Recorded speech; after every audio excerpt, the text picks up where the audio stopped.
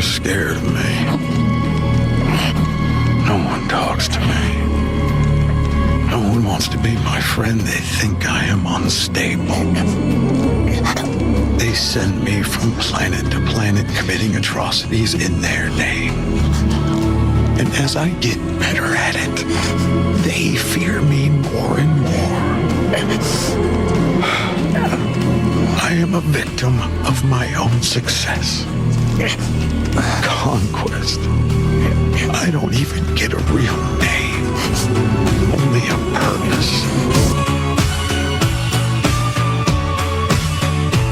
And this will be telling you how the Viltrum Empire would turn this wretched planet into a utopia. I'm here because I enjoy this.